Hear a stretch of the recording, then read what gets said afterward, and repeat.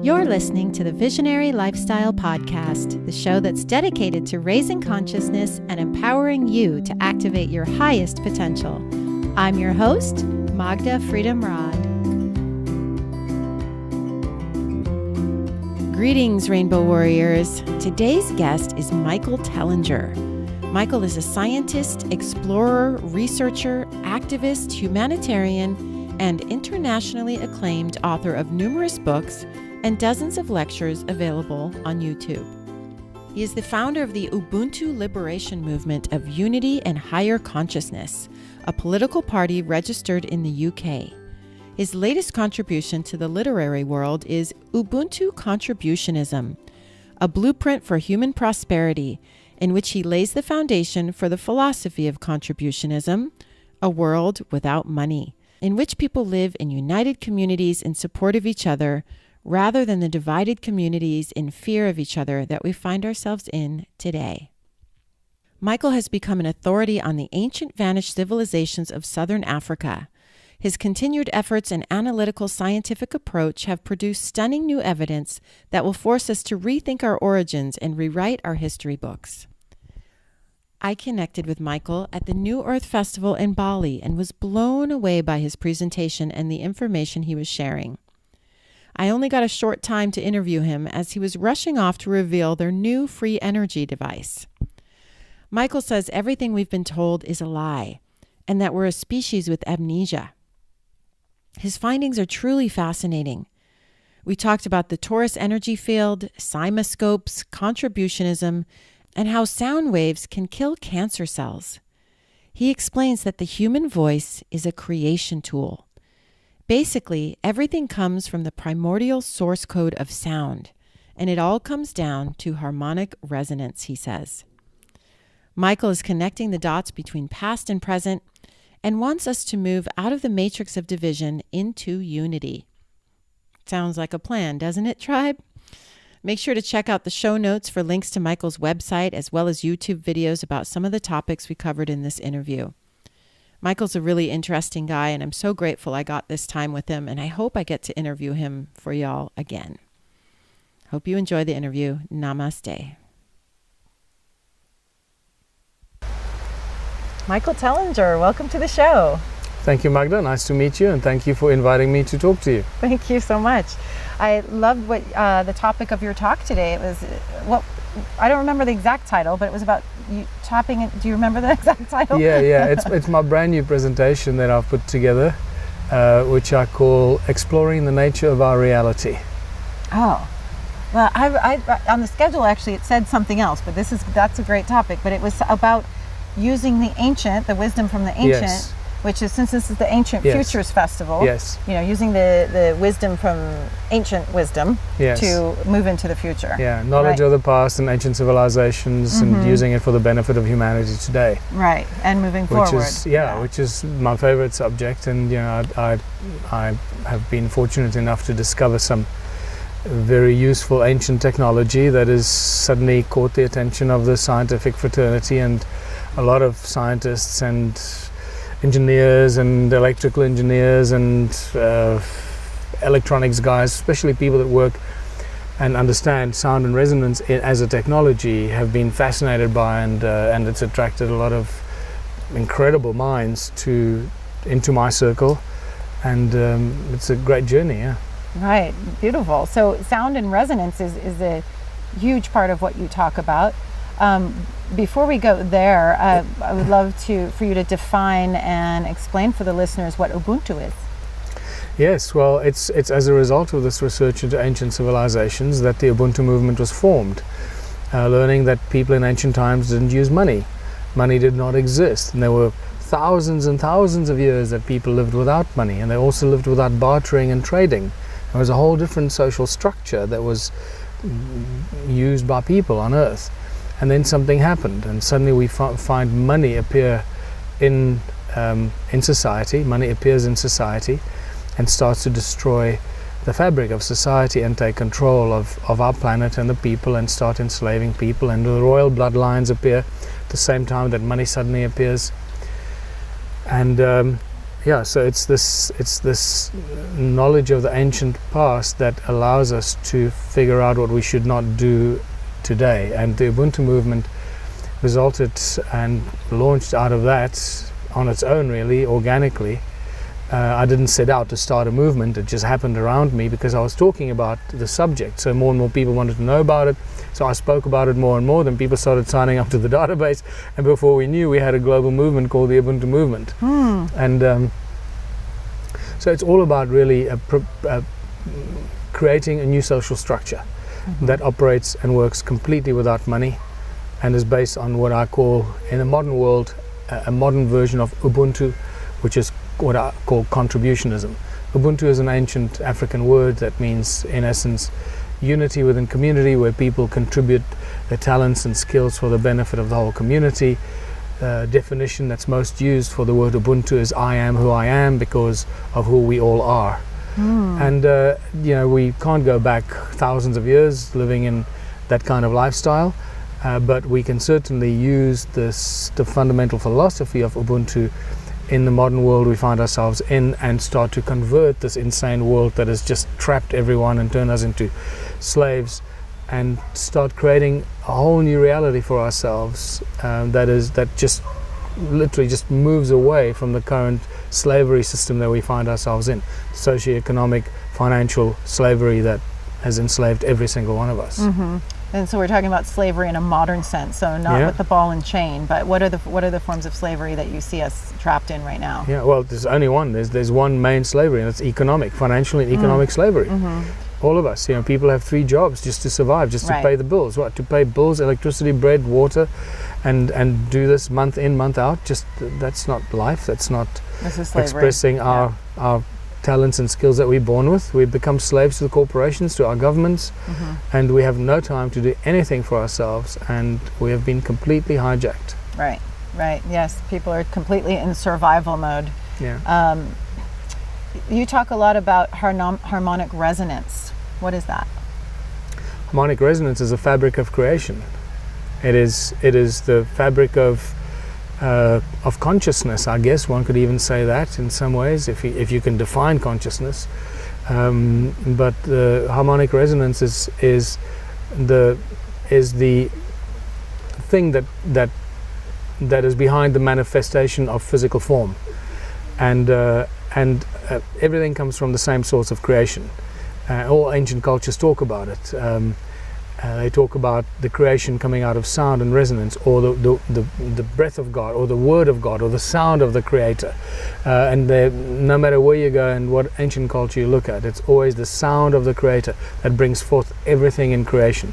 Sound followed by light, followed by physical manifestation. And then you realize that this creation has a resonance to it, a harmonic resonance. So it cannot exist unless it's in coherent harmony, a coherent harmonic resonance. The moment there is dissonance or disharmony within this creative field, it starts to break down the fabric of creation.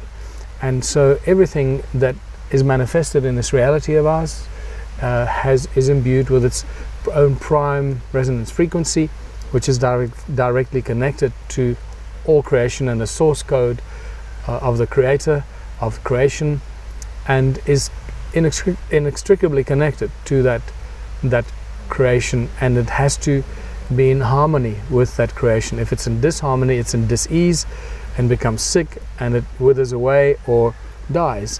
So harmonic resonance is critical and integral for people to live in harmony with themselves, among themselves, the cells in their body to be in harmonious coherent resonance with each other. If they're in dissonance, they become sick, you get into dis-ease, and you get sick and you die. And that applies to the cells in your body, to your family, to your environment, to your community. People need to coexist in coherent harmonic resonance, and it pretty much applies to everything in creation. And yeah, so we're kind of pointing out where we're out of harmony and what the problems are, and I like how you focus a lot on the solutions as well. Before we move into that, I just want to touch on a couple of the points from your talk today that really caught my attention when you talked about this harmonic resonance can move us out of the matrix of division into unity.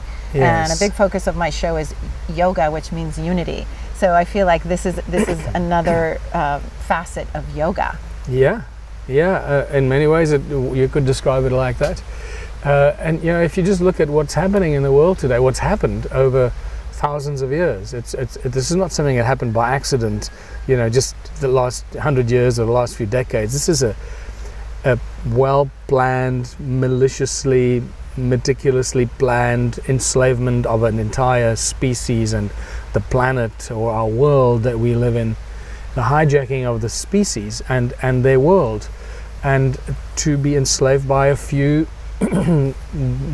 families, a few, or whoever these beings may be, and use people as their slaves for their own benefit. What that benefit is, what the final outcome is, remains an interesting question. However, let's just look at the world around us, and what's happened over the last few thousand years is that people have just been fragmented and divided and separated on every possible level, and the divisions and separation just keep increasing. We just separated. Right. By what city you live in, what school Borders, you go to, the borders, countries, religions, what jeans you wear, what credit card you have, what car you drive, what suburb you live in, what degree you have on the wall. It's just like the divisions are endless, and we don't even recognize it anymore. In fact, sometimes we take pride in some of these. Oh, I only wear Levi jeans, or I only use Visa cards, or I will never drive a Toyota, or whatever. It's like we actually we create these traps of division for ourselves, because somehow we think that it's just some sort of twisted natural order of evolution, which is completely the antithesis of that. Right. Well, we've normalized, the egoic, underpinning of that, right? So it's like it's become normal. And one thing that comes up for me when you're speaking about that is, diet. I talk a lot about conscious eating and food choice as a way to solve a lot of the world's biggest problems, in the most part environmental problems, as well as caring about our brothers and sisters around the world. Some food choices being detrimental, others being more supportive of life and unity and health, thriving health on the planet. But even diet is one of those ways that we create separation. Exactly. Right? Us and them. Anything that creates an us and them. Yes. Right? So we're striving always for the true yoga, the unity, and harmonic resonance as a key component and a tool to that. I love introducing people to this idea of harmonic resonance, and I like how you're connecting the dots from the past to the present in your work, and you talk about us being a species with amnesia. Can you elaborate on that a bit? Yeah, I want to come back to species with amnesia. I just want to finish on the harmonic resonance. People will know this from movies. Movie scores are fantastic examples of harmonic resonance and how dissonance is used to create either feelings of love, elation, joy, as opposed to feeling of anguish, stress, anxiety, fear. Music is soundtrack. Yeah. The soundtrack is what's used to evoke those emotions, because those frequencies enter our ears. Our ears are the gateways of resonance and sound to our brain. In fact, there are some incredible researchers that have shown how the sound that we listen to around us, even the ambient noise, is actually an energy that feeds our brain itself. So you can imagine how powerful the sound frequencies are that come into our head, and how how to manipulate the harmonics of constructing music and notes and harmonious chords or disharmonious chords, the effect it has. We've all seen the movies, we know how we react. Sure. Yeah, that's a great point about the soundtrack and how it influences our emotions. Yeah. Yes, and not only that, with this harmonic thing, you can also explain so many things, like the Holy Trinity, for example. You need 3 chords to create a harmonious 3 notes to create a harmonious chord. You can't create a harmonious chord with 2 notes. You need the 3rd note. So even in there, we start seeing how sound resonance and music can be used to explain so many things in mysticism, in religion, in spirituality. Sound resonance, harmonic coherence is critical to all of creation. And how powerful to have an understanding of that. Yeah. Okay, so we come back to species with amnesia. Species with amnesia. Yeah. So clearly, there are millions of people around the world that have asked themselves the question: who are we? Where do we come from? Why are we here? And it remains a really fascinating question. And the fact that we don't know the answer to that, if we are completely connected, if we did evolve for millions of years out of apes, as we're told we did, which many people now know is part of the deception. But if we've evolved for millions of years, we would know, we would have had information handed down to us. We would have had storylines that have been handed down to us, and so we would have known where we come from and why we're here. Obviously, that's a debate that we can expand on infinitely almost, but the fact that we don't know who we are, where we come from, and why we're here, we can't instantly say, this is what happened, this is who we are, this is how we got here, clearly shows that we don't know. And we're speculating, and we're seeking answers. Billions of people around the world are seeking answers to those questions because we want to know, and it's our right to know. And so we are what many researchers have called a species with amnesia, and this is a fascinating thing, because when you have a species with amnesia, you can manipulate them.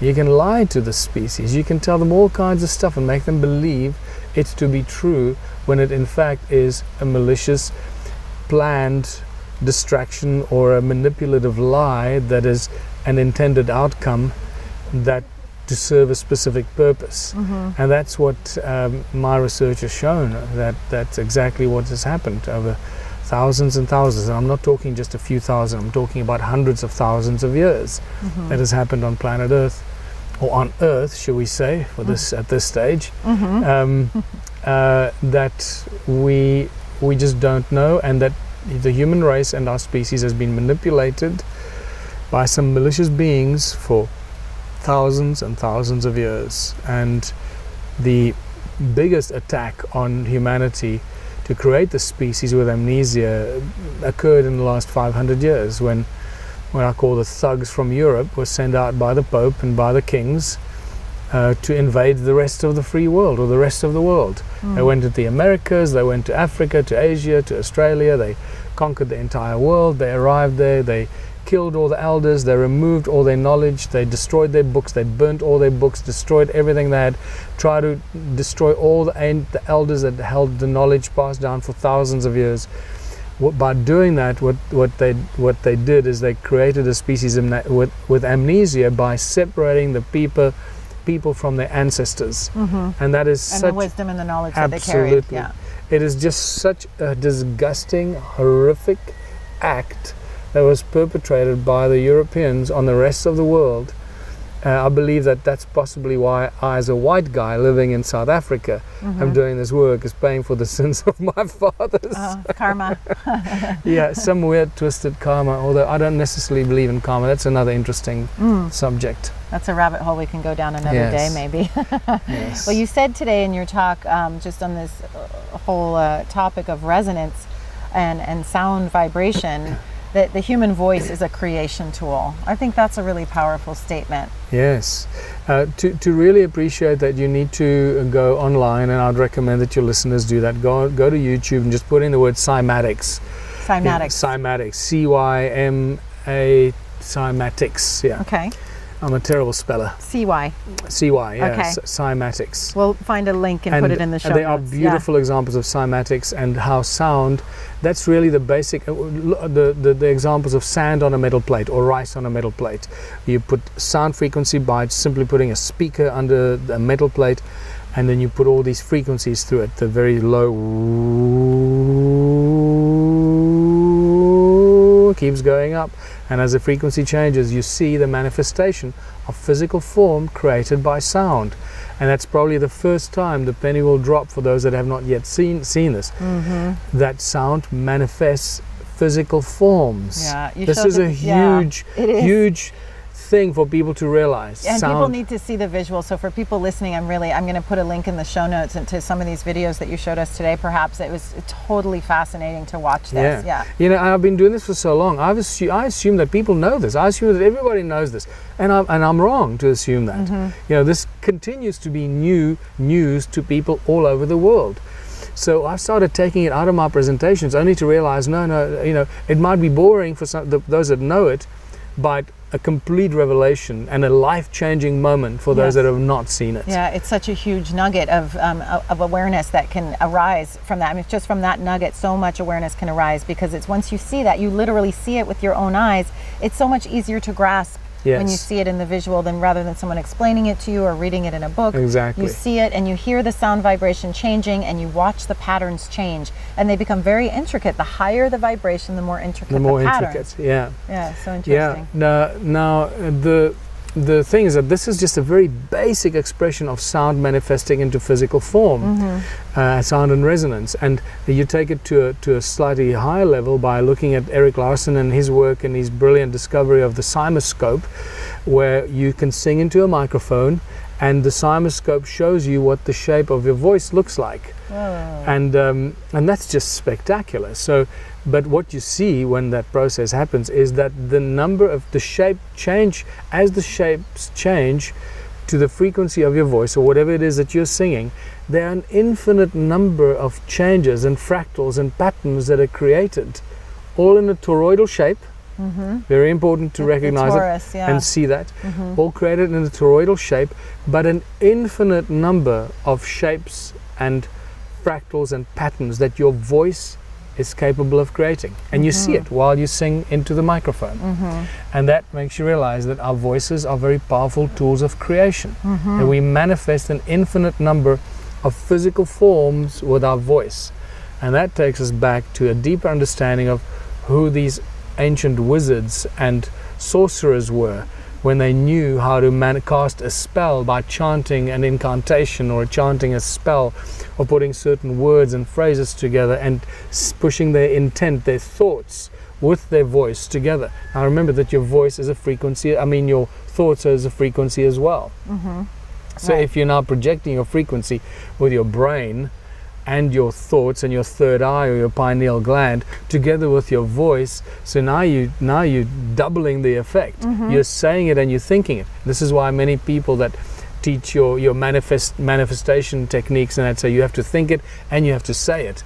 You can't just do one. The positive affirmations actually carry a lot of weight. You have to say it, yes. Say your thoughts. And so you manifest, and your affirmations go out there much stronger into the 0 point, into the morphogenetic field, as called by some researchers, which I like that expression, the morphogenetic field, the infinite field of density out of which all things morph and become, and the genesis of all things around us, seen and unseen.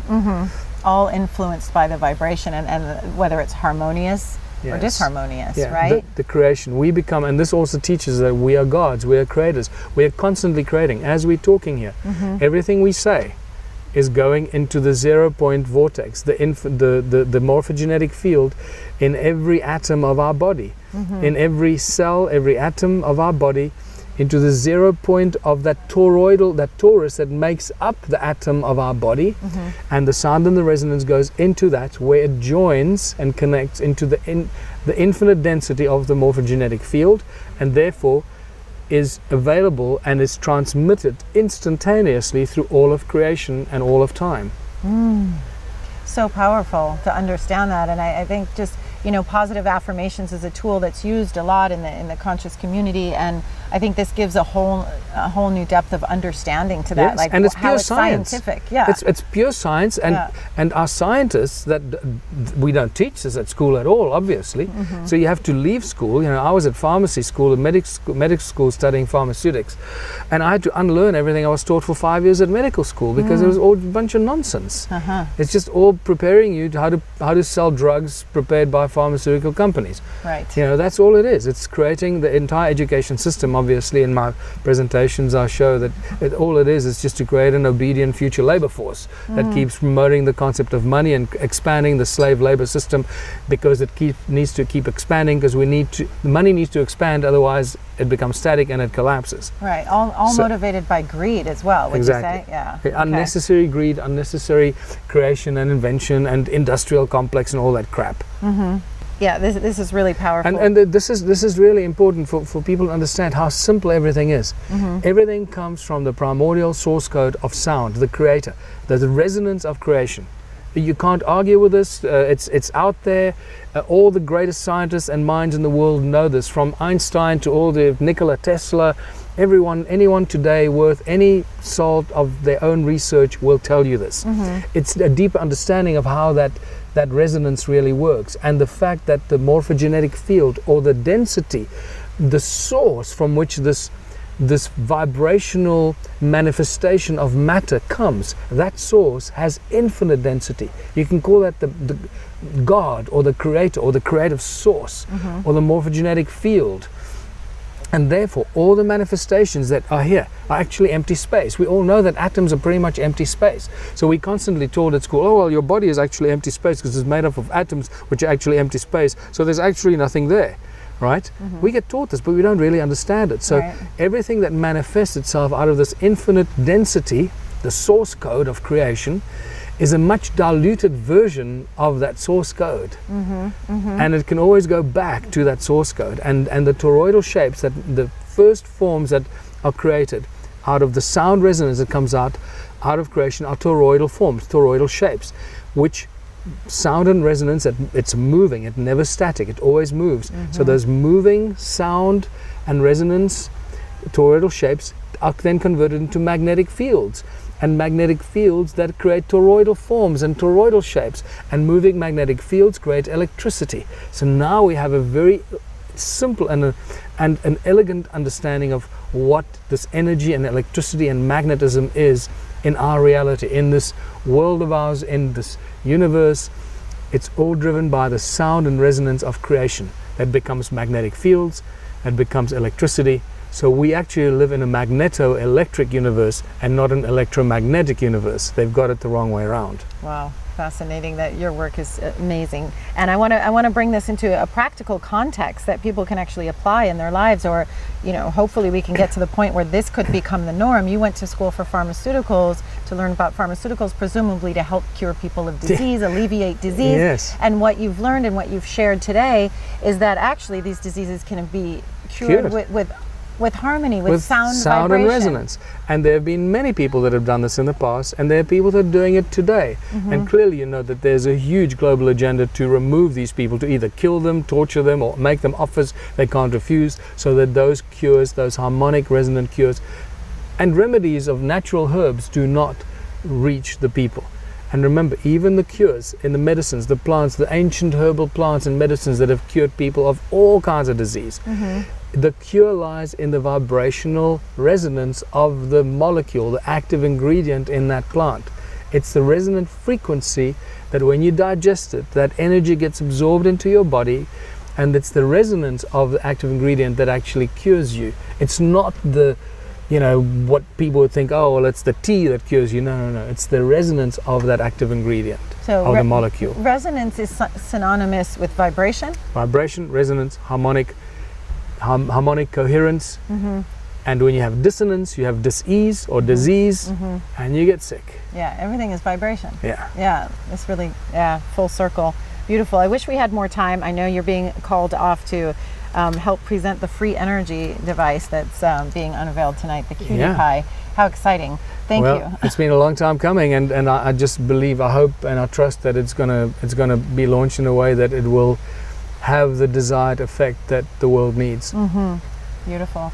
Thank you so much for your work and for your time today. Thanks, Magda. We can talk again if there's more time later. Okay. But I'm here for another few more days, so lovely talking to you. Yeah, thank you so much. And I wish your listeners great fun. Have fun with this. Go there and enjoy this. This is a blissful, joyful experience of discovery. Yes, it is indeed. Thank you so much again. Lovely meeting you. Thanks so much for answering the call to be here today. I'm so glad you're part of our tribe of activated rainbow warriors.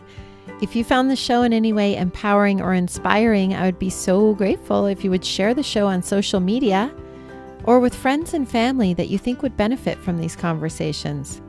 And also, rate and review the show in iTunes. This is really the very best way to help support the show and help us get noticed by others who are looking for the sort of content that we're sharing. Now notice there are no outside ads playing here. That's because the show is supported by you, the listener. You can become a patron of the show with a small monthly donation by checking out the perks on our Patreon page at patreon.com/visionary lifestyle and signing up there. There's also a one-time donation button on the podcast page of the website if that suits you better. And just so you know, your donations help to cover the necessary out-of-pocket monthly expenses to produce the show and will also help us grow so we can inspire and educate even more people. And hey tribe, I'd love to hear from you. Visit me at visionary-lifestyle.com and please tell me your comments and questions. I really look forward to connecting with you. I love you. Namaste.